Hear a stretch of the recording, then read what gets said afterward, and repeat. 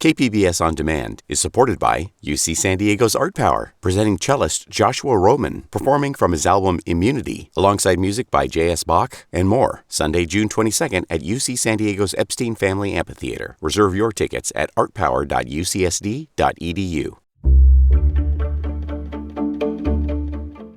Good morning, I'm Debbie Cruz. It's Thursday, March 7th. A huge crowd gathered at UCSD yesterday afternoon to call for a ceasefire in Gaza. More on that next. But first, let's do the headlines. Cases of tuberculosis are up in the county. Public health officials are reporting a 17% increase in active TB cases in the last year. 243 cases were reported in 2023. TB is passed through the air when someone who is sick with the disease coughs, speaks, sings, or breathes.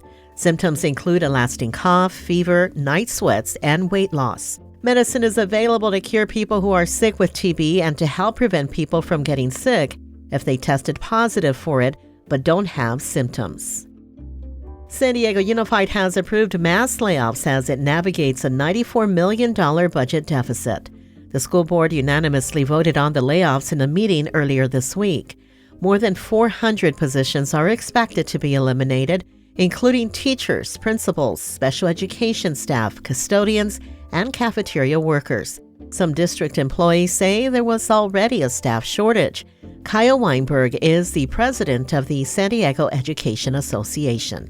This is no excuse to be paralyzed and to resort to layoff notices as a blunt measure to a problem that requires a more skillful approach. Over 60 schools currently have special education vacancies, and that could get a lot worse if educators decide to not apply for those positions when they see the headlines about the district's rash decision to issue layoff notices.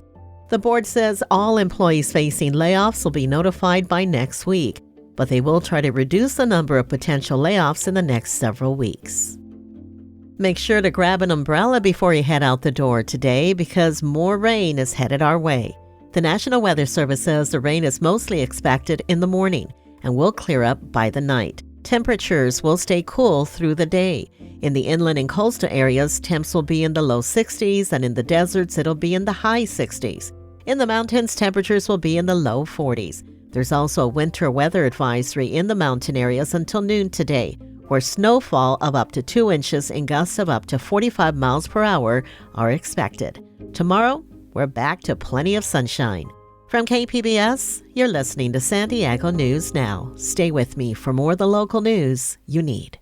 KPBS On Demand is supported by Splatero, helping homeowners pay off debt by offering streamlined access to your home's equity with no additional monthly payments or new debt. Splatero provides a lump sum of payment in exchange for a share of your home's future value. Pre-qualification is available at splatero.com.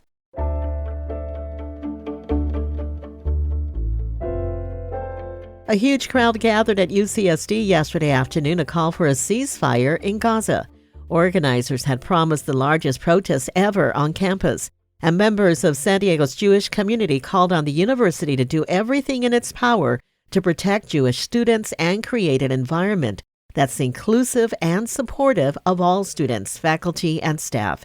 Karen Perry is the executive director of Hillel of San Diego. She said she has one question for protesters. What does dialogue look like? What does finding opportunities to build bridges look like? We're all in this world together, and I think there are true opportunities to connect, and I wonder what that would look like. KPBS put that question to one of the protesters who did not want to identify herself. I would love to come together and work towards creating a bigger Jewish Voices for Peace, because peace is something important to all of us. Jewish Voice for Peace is one organization that has staged protests since the start of the Israel-Hamas war last fall. UCSD is offering support programs for Jewish and Palestinian members of its community through tomorrow.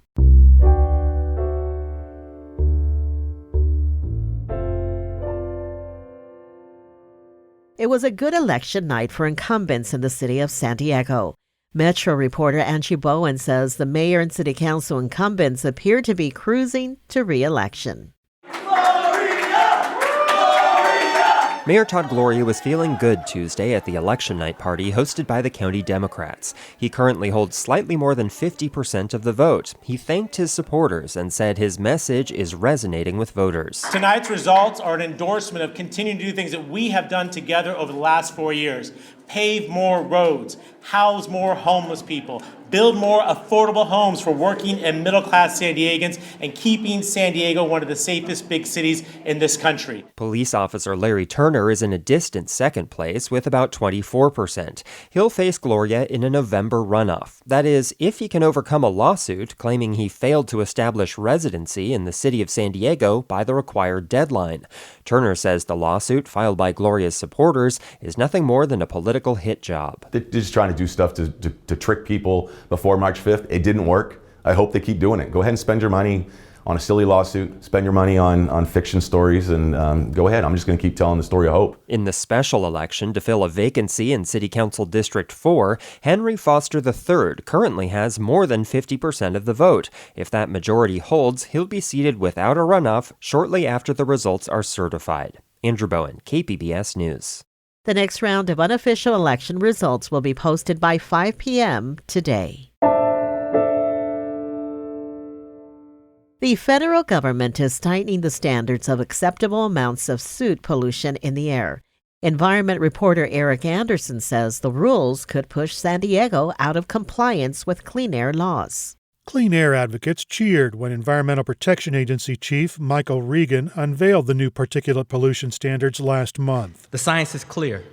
Soot pollution is one of the most dangerous forms of air pollution, linked to a range of serious and potentially dangerous illnesses, including asthma and heart attacks. Particulate matter 2.5 represents tiny airborne particles that are easily inhaled.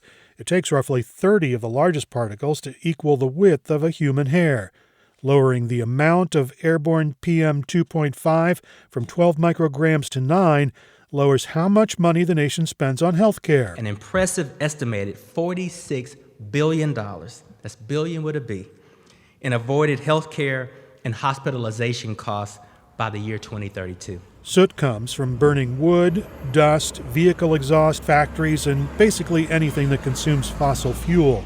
In San Diego, air quality regulators say the biggest source isn't factories or cars, it's homes. That's why the American Lung Association's Will Barrett says clean air officials are looking for ways to phase out gas-burning appliances. Because of the significant contribution they make to outdoor air pollution, in this case, particle pollution. Local regulators have time to consider how to move forward. And there is a chance San Diego's pollution levels will meet federal standards when they take effect in 2026. But there's also a chance the county won't. Barrett says that means reviewing existing pollution rules. They'll have to evaluate if those are going to do enough, or if they have to tweak some existing rules or move ahead with new rules altogether. San Diego Air Pollution Control District officials concede the region will likely be out of compliance when the new standard takes effect. Air Pollution Control Officer Paula Forbes says her staff is already considering what can be done to reduce airborne soot. That plan is going to look at the sources that we regulate in San Diego County, predominantly stationary sources, and identify where we can achieve additional emission reductions from those sources in order to meet that standard. She's talking about sources like factories and power plants. Regulators also want to reevaluate whether homes are still one of the biggest sources of PM 2.5 pollution, or whether that impact has been overestimated. But Forbes says San Diego County has issues that local air quality regulators can't fix. The state California Air Resources Board, along with EPA, has jurisdiction over motor vehicles. EPA has sole jurisdiction over sources such as locomotives. Also, California's Office of Environmental Health Hazard Assessment finds the highest concentrations of soot is near the international border. Local regulators can't do anything about dirty air that originates in Mexico. The Environmental Health Coalition's Nicholas Paul says even federal officials concede that soot pollution hurts some communities more than most. Not being in attainment is heartbreaking because we know what that means for our community. The health impacts are real and tracked in the state's environmental assessment tool, CalEnviroscreen. It identifies San Diego's portside and border communities among the most polluted regions in the state.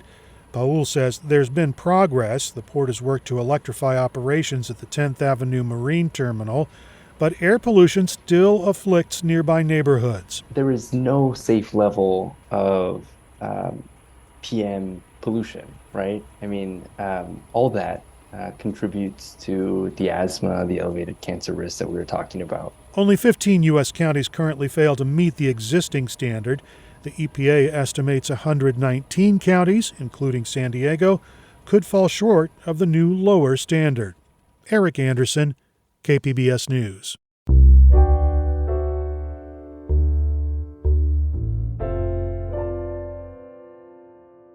The 163 freeway in Balboa Park is one of the most scenic drives in the city of San Diego.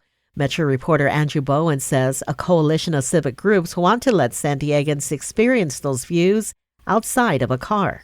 Parkway for a Day is a proposal to close a portion of the 163 in Balboa Park to cars and open it to pedestrians and cyclists. The one-day event would feature art installations, music, and activities in a part of the park that's normally flooded with traffic and noise. Brer Marsh is on the event's organizing committee. He hopes it will inspire people to see the freeway and Balboa Park from a new perspective. Having big, memorable civic events bring value to the neighborhood, they bring value to the city, cultural value and economic value. Yes, it's a minor inconvenience, but I would say it's worth it. Caltrans held a similar but smaller event on the 15 freeway in southeast San Diego last year, and an event on the 110 freeway in Los Angeles drew an estimated 45,000 attendees. Andrew Bowen, KPBS News.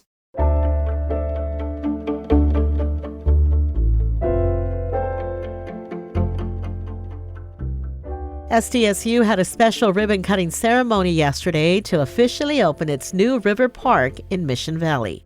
Reporter Melissa May says voters passed Measure G in 2018, laying the foundation for this space. The 34-acre River Park sits at the south end of the Snapdragon Stadium parking lot.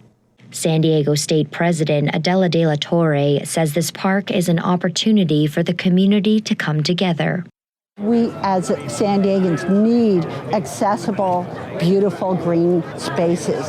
And this is a space right in the city that everyone can come and join with their family members and friends. They can bring their furry friends, and they can bring their children, and they can bring their grandparents. This park includes recreational fields, more than 4 miles of walking and biking trails, and a children's play area. More park space is expected to open in late April. Melissa May, KPBS News. That's it for the podcast today. As always, you can find more San Diego news online at kpbs.org. Tomorrow, a San Diego Restaurant Week spokesperson joins me on the podcast to talk about restaurants participating in the event and the deals you can snag this weekend. We'll have that, plus the day's top stories. I'm Tebby Cruz. Thanks for listening, and have a great Thursday.